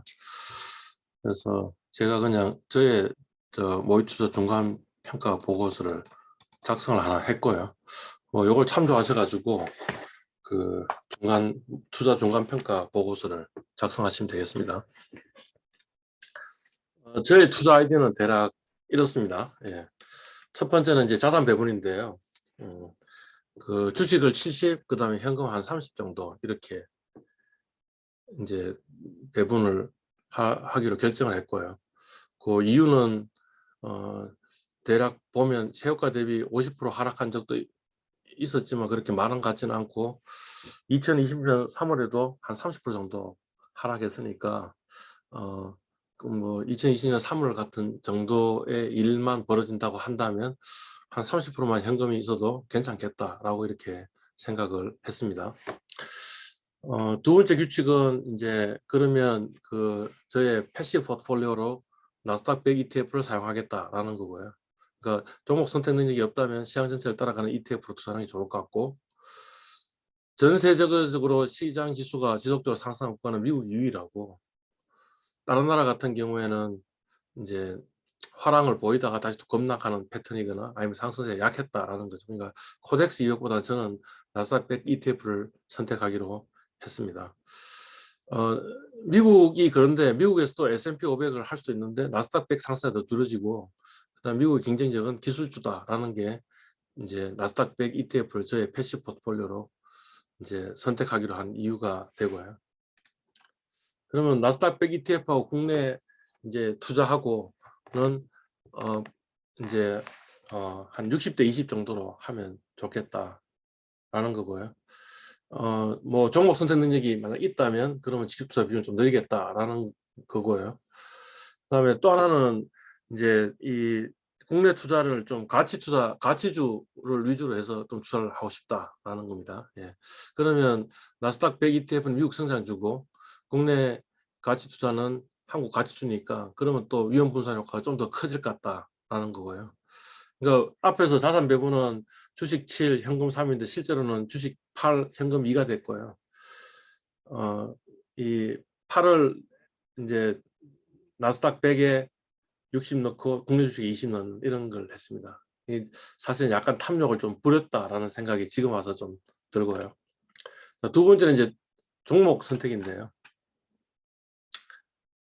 이 국내의 이 가시투자 유니버스는 좀 이 자산운용사를 좀 이용해 먹겠다라는 생각이었습니다. 그래서 가치투자를 표방하는 자산운용사들이 있고요. 그 다트에 보면 이제 건강한 공시 시스템에 보면 자산운용사의 주식 등 대량 보유 상황 보고서 하는 게 있어요. 그래서 그거에서 해당되는 종목들을 찾고 그걸 일단 제 유니버스로 하는 거죠. 그러니까 뭐 근거는 아마 이런 자산운용사가 나름대로 판단을 하고 여러 리서치를 한 결과 이 종목을 선택했을 거니까 그 종목들은 비교적 좀 가치 투자에 해당하는 거일 것이다라는 거고요. 그 중에서도 최근 1년간 한 분기로 적자가 됐으면 이 기업은 상당히 실적의 불확실성이 크니까 그냥 빼버리겠다라고 생각을 했습니다. 또 최근 상장 기업은 제외를 하는데 이 영업이익이나 주가 같은 장기 자료가 없으면 이 가치평가의 신뢰성이 좀 떨어질 것 같다라고 생각을 했고요. 또 뭐 신규 상장주를 보면 장기 성과 별로 안 좋다라고 알려져 있으니까 그래서 그냥 제외하기로 했습니다. 그러고 나서 그다음에 이제 이 배당 수익률이 안정적이고 8% 이상이 되는 종목은 이제 투자를 하겠다. 그러니까 은행 이자율이 한 1~2% 정도인데 배당 수익률이 한 8% 정도 되면 상당히 매력적이고, 물론 전제 조건은 이 종목이 그래도 안정적인 실적이, 단기 순이익이나 뭐 영업이익이나 이런 것들이 좀 안정적인가 하는 걸 좀 체크해보고, 이게 나빠질 가능성은 없는데 배당 수익률이 한 8% 정도 되면 이 종목을 매수하겠다라는 거. 이거는 아까 봤던 이 유니버스 바깥이더라도 그냥 배당 수익률 높은 종목들 쫙 뽑아놓고 그다음에 그 중에 이제 일일이 리서치해서 이제 배당 가치주를 찾겠다라는 게 되겠습니다. 여기 지금 빨간색으로 표시되어 있는 부분은 작년도에는 이제 하지 않던 건데 이제 새로 추가된 규칙이 되겠습니다. 8번째 규칙은 자산 가치주 관한 건데요. 신문에서 자산주라고 나와 있으면 일단 그 자산들을 찾고요. 그 종목들을 찾고 그 종목을 대상으로 해가지고 그 뭔가 자산이라고 생각하는 게 주식 자산일 수도 있고요. 아니면 부동산 자산일 수도 있는데 그거를 대략 시가 평가를 해가지고 현재 시가총액보다 한 2배 정도 이상이면 매수하겠다. 그러니까 2배 상승 여력이 있으니까 언젠가는 반영되지 않을까라는 거죠. 이왕이면 좀 빨리 반영될 여지가 있는지 이런 것들을 체크해 보기도 했는데, 여하튼 기본 아이디어는 그냥 한 2배 정도 상승 여력이 있으면 사겠다라는 겁니다. 그 9번째 규칙은 이제 앞에 이 자산운용사가 뭔가 투자하고 있는 종목 중에 어떤 종목은 이미 이제 또 가격이 상승한 것도 있으니까 그러면 수익 가치를 한번 계산해 보겠다. 그래서 이제 PR이나 PBR 밴드 보고 그 중에 가운데 정도보다 좀 가운데 정도로 해가지고 가치를 하나 계산하고요. 그다음 PER, PBR 그 피어의 PER, PBR 가지고 가운데 정도로 가치를 계산하고, 그다음에 또 애널리스트 목표치가 있으면 애널리스트 목표치가 보통 좀 높은 경향이 있으니까 그거를 한 25% 디스카운트 하는 거죠. 25% 디스카운트해서 그 세 개의 값 중에 가장 작은 값보다 30% 저평가돼 있으면 투자하겠다라는 겁니다. 그래서 이게 이제 그 예전에도 작년에도 수익 가치주는 했는데 그때는 주로 요거를 활용했는데 좀 더 보수적으로 했다라는 거고요. 예. 뭐 오차를 가질 거니까 안전마진도 한 30% 정도 줬다라는 겁니다. 규칙 10은 이제 또 새로운 규칙을 하나 만든 건데 성장 가치주에 관한 겁니다. 이 신금투의 V 차트로 보니까 이 한 10년 가까이 매출이나 이익 성장을 이루고 있는 기업이면 이제 이런 식으로 만약 가치 평가를 하면 이제 매수할 수 있는 기준이 안 되는 거죠. 그런데 그렇지만 이제 아주 안정적으로 계속 성장해 왔으니까 그러면 이 성장세가 그래도 좀 어느 정도 될 거다라고 생각하고, 과거 3년간의 성장률의 한 가운데 정도를 해서 이 성장률이 한 3년간 지속된다라고 가정을 한 거죠. 가정해서 그 가치평가보다 30% 저평가돼 있으면 매수하겠다. 그래서 이제 작년하고의 차이는 뭐냐면 작년에는 수익 가치주만 주로 했는데 배당 가치주도 투자하고 자산 가치도 투자하고 수익 가치도 투자하고 성장 가치도 투자하고 그 밸류에이션 방법도 각각 좀 다르게 해가지고 했다는 게 차이가 되겠습니다. 뭐 경우에 따라서 우선주에 투자하기도 했는데 우선주는 예전에도 했습니다. 그래서 우선주가하고 보통주가의 비율을 구해가지고 그 중앙값 정도로 이제 먼저 보통주를 가치평가하고 그 보통주의 가치평가에 그 중앙값 비율을 해서 한 거고요. 보통 보면 이제 보통주보다는 우선주가 훨씬 더 이 뭔가 가격이 급변하는 경향이 좀 있고요. 그래서 저평가, 고평가 되는 경우가 꽤 있는 것 같습니다. 그리고 이제 그렇지만 뭔가 이 보통주와 우선주의 이 가격 비율이 급변하더라도 평균으로 되돌아오는 이제 효과가 있으니까 그걸로 한번 해보겠다라는 생각이고요. 그렇지만 우선주의 저평가율이 보통주의 저평가율보다 10% 낮다면 그럼 그냥 이제 그러면 좀 꽤 낮은 거니까 그럼 보통주 대신 우선주를 투자하겠다라는 겁니다. 뭔가 종목에 집중이 되면 그러면 뭔가 위험 분산 효과가 약해질 거니까 한 종목에 대해서 10% 전체 이제 한 2천만 원 정도 투자했는데 2천만 원에 한 10% 정도 투자하겠다라는 거고요. 지수에서는 보니까 좀 더 저평가되는 경향이 있는 것 같고 그 저평가 해소되지도 않는 그런 일들이 있는 것 같습니다. 그래서 지수에서 할인이라는 현상이 있으니까 그 한 30% 저평가가 아니고 한 60% 정도 저평가되면 투자하겠다 이런 게 돼 있고요. 지주회사는 어떻게 이야기할 수 있냐? 보통은 이름 보고 알 수 있습니다. 무슨 홀딩스 아니 무슨 지주 이래 돼 있으면 지주회사인데 어떤 경우에는 그걸 보고는 지주회사인지 알지 못하는 경우도 있습니다. 그래서 이제 개별 매출액하고 연결 매출액, 연결 재무제표 매출액을 봐가지고 개별 매출액이 연결 매출액이 한 50% 이하이다. 그러면 결국에는 뭐냐 하면 주로 자회사를 통해서 뭔가 연결 매출액이 발생했다라는 이야기니까 이런 회사는 지주회사라고 간주를 했습니다. 세 번째는 이제 뭔가 뭐 이제 어떤 종목은 상승하고 어떤 종목은 하락하고 하니까 그거에 대해서 뭔가 이제 이 재조정을 해야 될 좀 필요가 있다라고 생각을 했고요. 일단 나스닥 100에 대해서는 10일 이 무빙 에버리지 엔블럽은 5% 플러스 마이너스 5%를 벗어나면 그러면 한 1,000만 원 정도의 자산 배분 조정을 한다라는 거고요. 이것도 역시 마찬가지로 시장이 급등하거나 급락하였으면 평균 회귀하는 경향이 있는 것 같아서 그렇게 했고요. 사실 작년에는 이 100을 기준으로 해서 95나 105 그러니까 5% 상승하거나 5% 하락하면 100으로 재조정했는데 실제로는 그냥 두었으면 성과가 더 좋았던 것 같아요. 그래서 이제 바꾼 규칙 중에 하나가 뭐냐면 10일 무빙 에버리지 엔블럽에 플러스 마이너스 5%를 밴드로 해가지고 뭔가 재조정하겠다라는 겁니다. 개별 종목은 모의 투자 같은 경우는 재조정 없이 그냥 그대로 뒀습니다. 작년에는 개별 종목은 100에서 90으로 90 이하로 떨어지거나 아니면 110 이하로 떨어지면 100으로 재조정했는데 작년에도 보니까 그냥 두는 게 성과가 더 좋았을 것 같고요.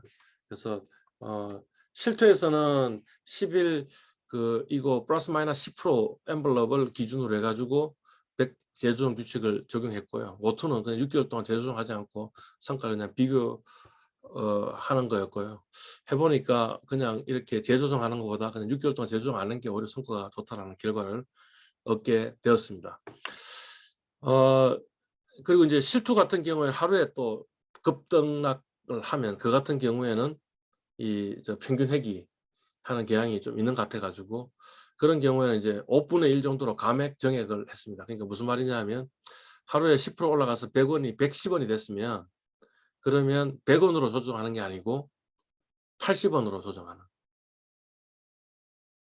그 다음에 80원이 다시 10% 하락하면 하루에 10% 하락하면 그러면 다시 80원을 또 100원으로 만드는. 그래서 조금은 그냥 단순 제조 100으로 제조하는 것보다 훨씬 더 좀 뭔가 더 이 종목을 사고 팔고 하는 걸 좀 더 적극적으로 하겠다라는 거였고요. 이것도 뭐 이번 한 5개월 동안의 결과를 보면 별로 안 좋았습니다. 그러니까 결국에는 이것도 이렇게 철삭거리면서 매매하면 안 좋구나라는 게 결론이었습니다. 매도 규칙은 주가 가치와 같아지면 규칙 매도하는 거였고요. 뭐 이렇게 되면 적정평가로 가정을 했는데 그래서 실제 이제 이 모투에서는 이 적정 가치 원래 제가 산정했던 가치만큼 되돌아가는 경우는 아직까지 없었습니다. 그래서 매도를 하지 않았고요. 또는 최근에 순이익이나 영업이익이 하락세를 꺾이면 그럼 매도하겠다라는 겁니다. 실제 급등하다가 상승이 꺾이면 주가 하락 위험이 상당히 큰 것 같다는 발견이 있었고요. 그래서 이 규칙을 실투에는 적용하고 모의 투자는 적용을 안 했는데 결론적으로 보면 모의 투자가 성과가 더 좋습니다. 그러니까 이것도 이제 없애야 되는 게 맞지 않냐 이렇게 지금 생각을 하고 있습니다. 자, 자산 배분 능력을 한번 보시면요. 이게 이제 예탁자산의 그림이 파란 색깔이고 그 다음에 이 코덱스 200이나 아니면 나스닥 100에 투자한 게 오렌지색과 그 다음에 회색 이렇게 되는 겁니다. 그러니까 오렌지색보다는 훨씬 낫습니다. 저는 일단 패시브 포트폴리오로 나스닥 100을 사용했지만 훨씬 성과가 좋으니까 뭐 시장이 하락하긴 했지만 그래서 손해를 보긴 했지만 좀 선방했다라는 생각이 들고요. 코스닥하고 비교해도 코스닥은 상당 부분 제 예탁자산보다 훨씬 좋은 성과를 보였는데 최근에 이제 제 예탁자산의 가치가 팍 올라가면서 코스닥 코덱스 200보다 더 좋은 성과를 보였습니다. 그래서 비교적 나스닥 100보다는 우월하고요. 그다음 코덱스 200보다 대부분의 기간 열등했지만 최소한 한 달 동안 뭐 굳이 이야기하자면 이때 한 2달 되겠네요. 그죠? 2달 전부터는 뭔가 좀 약간 좋아지는 일들이 벌어진 것 같다라는 겁니다. 예.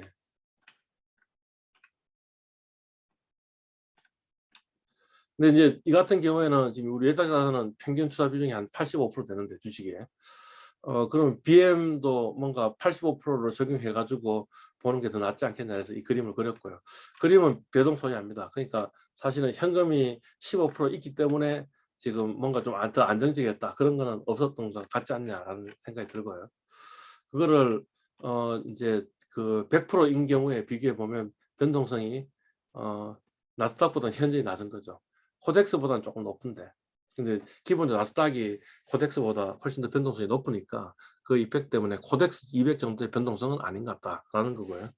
성과도 나스닥보다는 상당히 이제 잘한 거죠. 물론 손해를 보긴 했지만 상당히 선방을 했고요. 그리고 코덱스 200보다도 수익률이 연수익률로 환산해 보면 더 좋더라라는 거죠. 근데 이것도 역시 마찬가지로 이제 현금이 15% 있어서 그럴 수 있으니까 나스닥 100이나 코덱스 200에도 현금 15% 두고 투자한 것을 계산을 해보니까 대략 결과는 비슷합니다. 그러니까 현금 15% 때문에 이런 결과가 나온 것 같지는 않다 이런 거죠. 이 표준편차 평균 평면에다 그림을 그려보면 나스닥보다는 우리 예탁자산이 더 좋은 거죠. 위험도 더 적고요. 그다음 수익률도 좋으니까 나스닥 100보다는 훨씬 좋게 어떤 걸 한 거고요. 코덱스 200하고는 서로 우위를 가리기는 힘듭니다. 왜냐하면 예탁자산이 수익률 면에서는 좀 나은데 대신에 뭐예요? 위험이 더 크다라는 거니까 우위를 낳기는 힘들었고요. 그래서 가령 85%를 했을 때도 결과는 거의 유사합니다. 물론 이때는 수익률의 평균이 조금 차이가 적어지는 거죠. 예, 평균이 적어지고요. 그러니까 뭐 결론은 비슷하고, 그러니까 사실은 투자 수익 이 15% 때문에 일어난 것 같지는 않다라는 거고요. 자, 이제 마지막이 뭐냐면 이제 회귀계수였죠, 그죠? 그러니까 Y축에다가 예탁자산의 수익률을 놔둬놓고 나스닥 100이나 코덱스 200의 일별 수익 놔둬놓고 회귀 분석을 했고요. 절편에는 250을 곱했습니다. 연율로 환산한 거죠. 자, 그러니까 이거 해석은 이렇게 해석하시면 되겠습니다.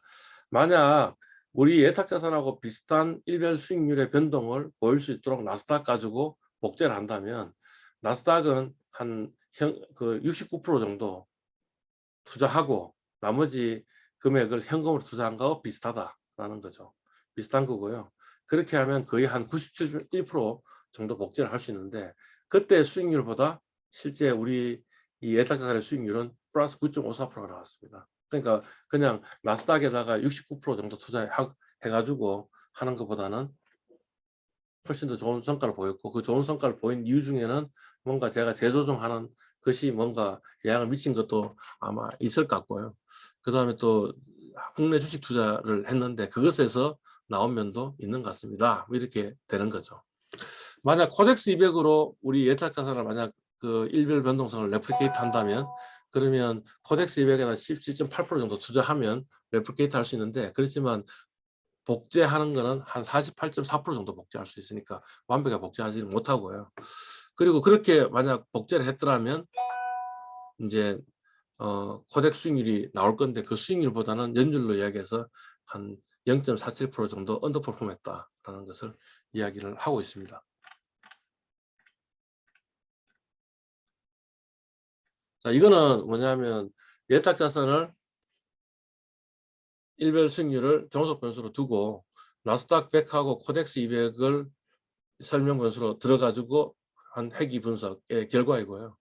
그러니까 그 말은 뭐냐 하면 나스닥 100하고 코덱스 200의 포트폴리오를 가지고 우리 예탁자산의 포트폴리오를 수익률을 레플리케이트 복제할 수도 있을 건데, 그럴 때는 나스닥 100에다가 한 63% 투자하고 그다음 코덱스 200에다가 한 16% 투자하고 나머지는 현금으로 가지고 있으면 복제가 가능하고, 그때 복제하면 대략 복제가 한 몇 프로 정도 복제할 수 있냐면 98% 거의 완벽하게 복제를 할 수 있는데, 그렇게 해서 얻은 수익률보다 플러스 9.39% 정도 연율로 더 좋은 성과를 냈으니까 상당히 잘 투자한 게 되겠습니다. 그리고 이 9.39%에는 재조정의 성과도 있고요. 그 다음에 코스피, 한국 주식을 투자한 것도 있어가지고 아마 된 것 같다라는 그런 이야기를 할 수 있겠죠.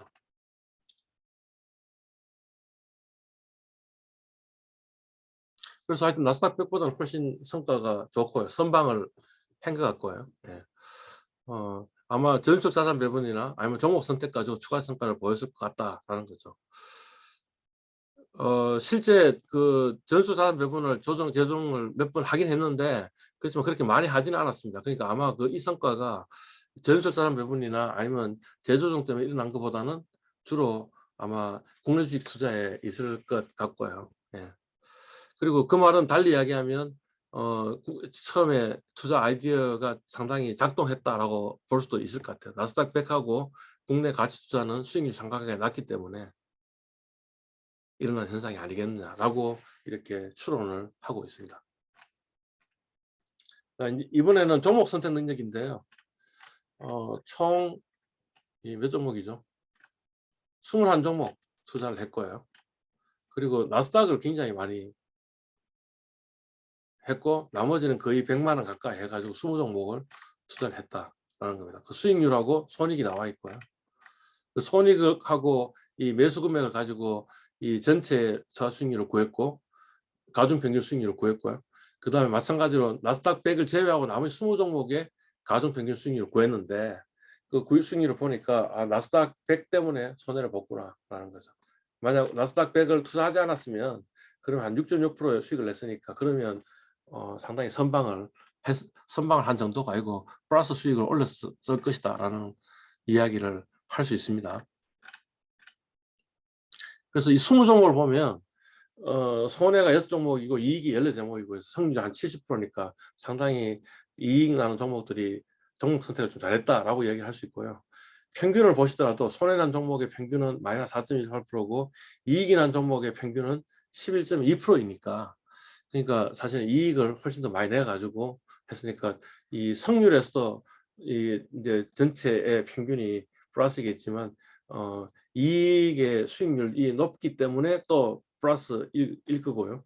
돈을 가중은 6.54%인데 가치 가중은 3.529 이렇게 나왔습니다. 그러니까 그 말은 무슨 말이냐면, 오히려 돈을 가중을 뒀으면 좋았을 텐데, 근데 실제로는 돈을 가중은 아니고 뭐예요?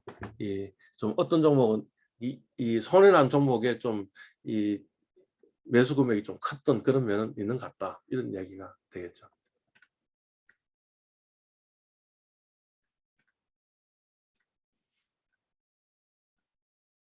근데 이제 대부분의 종목이 이 2021년 12월 1일에 매수를 했고, 이때가 코스피주가 상당히 급락했던 날이었습니다. 그러니까 사실은 매수 시점이 좋았기 때문에 지금 이런 면들은 있기는 있는 것 같다라는 거죠. 그러니까 국내 주식에 가치 투자만 했더라면 그러면 오히려 이익이 있을 텐데, 나스닥 100에 많이 투자하는 바람에 전체적으로 손실을 보고 있고요. 그렇지만 이거에 너무 큰 비중을 주면 안 될 것 같습니다. 지난 4개월간의 결과이고, 장기간에 보면 나스닥 100 투자하는데 힘이 있으므로 섣불리 국내 주식 가치투자의 비중을 늘리는 것은 별로 좋지 않을 것 같다. 뭐 굳이 이야기하자면 여기다가 몇 종목을 더 추가하는 것까지는 그래도 봐줄 수 있는데, 뭐 그렇다고 해서 지금 8천만 원을 전부 다 뭐 개별 종목으로 바꾼다든지 하는 것은 별로 좋은 생각은 아닐 것 같다라는 생각입니다. 참고적으로 실투에서는 동기간 중에 종목 배수도 많이 했고 재정도 많이 해가지고 개별 종목의 수익률도 상당히 안 좋습니다. 그러니까 겨우는 출사거래서는 안 되겠구나라는 게 되겠습니다. 시점 선택 능력은 일주일에 주가를 가지고 받고, 매도는 사실은 시점 선택 능력 있는지를 볼 수가 없습니다. 왜냐하면 한 거래밖에 없으니까 뭐 그냥 우연히 제가 잘 맞췄을 수도 있습니다. 예. 반면에 이제 매수 거래 같은 경우에는 총 거래 건수가 24건이고요. 그 중에 22건이 이익이 났습니다. 그러니까 좀 더 싸게 사거나 아니면 좀 더 비싸게 팔았습니다. 뿐만 아니고 이익의 평균은 5.43%고 손해 평균은 마이너스 1.60이니까 결론적으로 이야기하자면 뭔가 굉장히 놀라운 시점 선택 능력을 가지고 있는 것처럼 보입니다. 예. 근데 이거는 이제 아주 짧은 기간 중에 이야기이고요. 그 다음에 또 이 대부분의 18개 건이 뭐냐면 코스피 200이 급락했던 때였으니까, 그리고 그때가 해필이면 또 잘 한 거죠. 그죠? 굳이 교훈을 얻는다면 급락했을 때 매수하는 것을 좀 더 강하게 해도 될 것 같습니다. 이 정도가 아마인 것 같고요. 그다음에 투자 일지를 그냥 카피 페이스트했고 이거 한번 쫙 읽어봤습니다. 쫙 읽어봤고요. 그 읽어봤고 앞에 1, 2, 3, 4 분석까지 다 합쳐가지고 결론을 내면 저 같은 경우에는 이런 식으로 결론을 낼 수 있을 것 같습니다. 첫 번째는 이 안에 있는 글들 투자일지를 보면서 전문가 이야기들이 나왔고 그 전문가 이야기에 너무 많이 좌우됐던 생각이 좀 좌우됐던 것 같다라는 생각인데 그러면 과연 사후적으로 전문가들의 이야기들이 잘 맞았느냐? 짜들어 그런 것 같지는 않다 이겁니다. 그죠? 예. 그러니까 그냥 무슨 이야기 나오나 정도로만 그러니까 대체적으로 나온 이야기 먼저인가 정도로만 봐드리고 그 사람들이 뭐 좀 시장이 좀 더 좋아질 것 같다 나빠질 것 같다는 예측은 안 믿는 게 좋을 것 같다라는 생각이 들었고요. 그보다는 오히려 미처 생각하지 못하는 비관적인 시나리오가 무엇이 있을지를 이 사람들이 이야기한 것들 말고 더 비관적인 시나리오 뭐 어떤가 하는 걸 이것저것 좀 찾아보는 게 더 중요한 거고 거기에 대비하는 게 더 중요한 것 같다라는 거고요. 전속 사업 매분이 그렇게 좋지는 않았던 것 같고요. 그래서 그냥 국민연금의 최근 이 코로나 때나 아니면 최근에 어떤 국민연금의 움직임들 보면 상당히 현명하게 움직였다라는 생각이 좀 들거든요. 그래서 국민연금의 자산 배분 밴드가 어떻게 되는지 이런 거 한번 체크해 보든가 아니면 연기금 매수로 이게 지금 뭔가 매수를 많이 하면 이게 지금 바깥 하한 밴드에 걸린 거고요. 그죠? 예. 매도를 많이 하면 상향 밴드에 걸린 거니까 그 연기금의 순매수 데이터를 가지고 밴드에 걸렸는지 이런 걸 파악하는 게 좀 필요하고 그거에 따라 가지고 매매하는 게 좋을 것 같다라는 생각을 하게 되었습니다. 미래를 예측하지 말고 그다음에 상황에 따른 판단도 할 필요 없다. 내가 뭔가 좀 더 좋을 것 같으면 뭔가 좀 공격적으로 투자하고 좀 나쁠 것 같으면 방어적으로 투자하고 하는 그런 게 별로 그렇게 소용이 없는 것 같고요. 그러니까 그냥 그럴듯한 규칙 정해놓고 규칙 따라하는 게 나을 것 같고요. 너무 촐싹대지는 말아야겠다라는 것도 또 배운 게 되겠습니다. 매도 리밸런싱은 그냥 분기별로 해도 무방할 것 같다는 생각이 들었고요.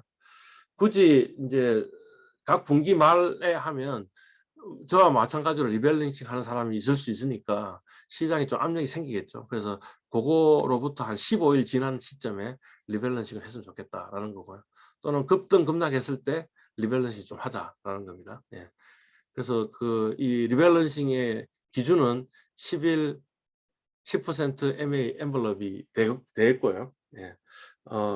매수 리밸런싱은 시에 곡선이 났을 때 하겠다라는 겁니다. 예. 개별 종목에 대한 이야기고요. 웬만하면 종목 교체는 하지 말자. 적정 평가이더라도 리밸런싱 룰을 적용해서 적정 평가를 해야겠다라는 생각이 들었습니다. 왜냐하면 저희 가치평가 그렇게 정확한 것 같지가 않기 때문에 제가 평가한 그 가치보다 조금 더 높아졌다고 해서 그게 사실 고평가가 아니고 저평가인 경우가 많은 것 같다라는 게 모의 투자와 실투의 성과 차이를 보면서 느꼈던 게 되겠습니다. 일곱 번째는 BM을 앞으로 나스닥 100에서 S&P 500으로 좀 바꿨으면 좋겠다. 금리 인상기에는 성장주가 더 큰 피해를 보니까 그리고 당분간 금리 인상기가 계속될 것 같으니 그러니 S&P 500으로 좀 갈아타자라는 거고요. 그렇지만 주가 회복은 성장주가 더 강하므로 일단 리밸런스 룰에 닿으면 그때 S&P 500으로 전환해야겠다라고 생각을 했습니다. 실투에서 TQQ를 곱하기 3을 했는데 이게 좀 탐욕이었다라는 생각이 들었고요. 그래서 평소에는 QQQ 하다가 전적 자산 배분을 몇 번 할 때 그때 시장 곡소리가 나면 TQQ로 전환하는 게 낫지 않겠냐라는 생각을 했고요. 예. 그다음 현금을 많이 가지고 있는 것에 대해서 너무 조바심을 느낄 필요는 없다라는 거죠. 예. 뭐 현금을 많이 갖고 있으면 먹는 걸 좀 덜 먹은 건데 그런 건 별로 중요한 것 같지 않다라는 거죠. 그보다는 잃지 않는 게 중요하고 그러니까 덜 먹었지만 잃지는 않았다는데 만족을 해야 될 것 같다라는 겁니다. 그리고 이게 정확하게 워런 버핏의 벅시어 해수의 현금이 많은 것도 마찬가지 이유인 것 같습니다. 그런 의미에서 배당 투자가 더 괜찮은 것 같고요. 배당 투자를 하게 되면 내가 매도해야겠다는 판단 없이 그냥 현금이 계속 쌓이게 되는 그런 일들이 벌어지는 거죠. 그죠? 뭐 배당 투자 가치 평가도 용이한 것 같고요. 대세에 지장이 없는 경우에는 이렇게 기회 투자를 하는 것도 좋겠습니다. 로또 복권 살 때 우리가 희박한 확률이고 대박 기회가 있으니까 아주 소액으로 투자를 하지 않습니까? 그래서 이번 기회에 이번 기간 중에 실투에서는 알리바바하고 러시아 ETF를 투자했고요. 이게 뭐 아직까지 결과가 확정된 건 아니지만 괜찮지 않겠냐라는 생각을 하고 있습니다. 이게 이제 제가 이번 모의 투자하면서 느꼈던 내용을 한번 정리한 게 되겠습니다. 참조하셔가지고 중간 평가 보고서를 잘 쓰시기 바랍니다.